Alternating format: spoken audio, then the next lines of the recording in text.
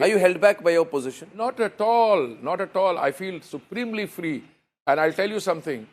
I never do anything if I'm not sure about myself. And facing the most fierce interlocutor on television on a day like this, a lot of people said, don't give interview, don't give interview. I said, why not?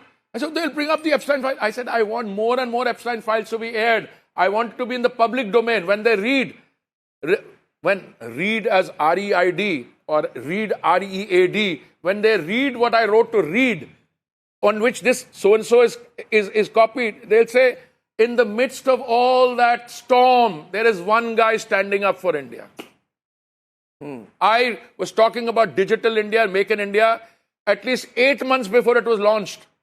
I am having this discussion in 2014. Most of these missions, Digital India and all, are launched in 2015. You're saying you're not going to be blackmailed on this issue? Blackmailed, kya karega yaar, come, as I said. Is Rahul Gandhi blackmailing? Has he spoken to you personally? Have you had a off-record, any discussion in the corridors of Parliament or anything? Can you tell me about Get to know Rahul Gandhi. He walked up to me on 26th November on Samvidhan Diwas. He came up to me and winked. Winked. One, I don't know, left eye, right eye, I'm just trying to stay where he was. Then when he winked a second time, I smiled, I asked him, name is come in interesting places. Name is? Your name is in interesting places. Rahul Gandhi said that to you?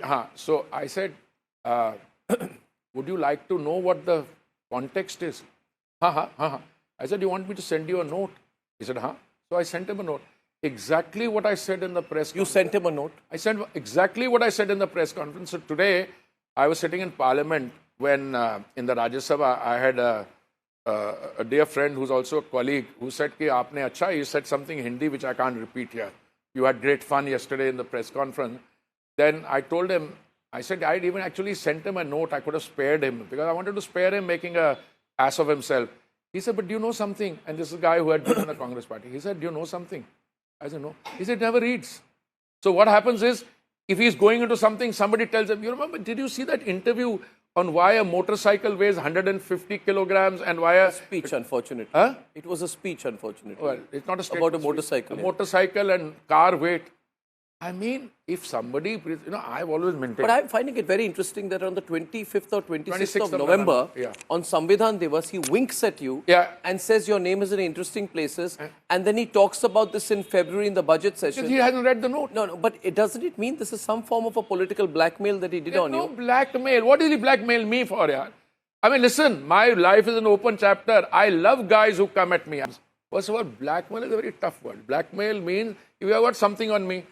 As I said, what here is in the open. Where's the blackmail? There may be scope the other way around. You understand what I'm saying? In political life, you put politics of innuendo works up to a point. Politics of coercion works up to a point.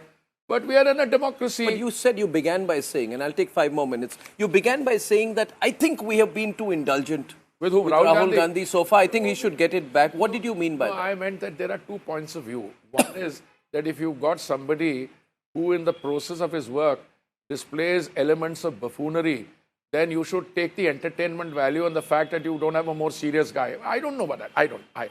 I personally used to take Mr. Rahul Gandhi quite seriously.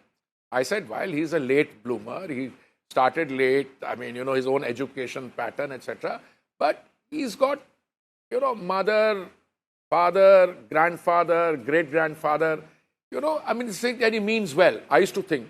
But after he calls India a dead economy, and when it's growing at 8.2% in that quarter, when he tears up an ordinance in 2013, now when all these incidents come together in my mind, I genuinely believe that he needs help.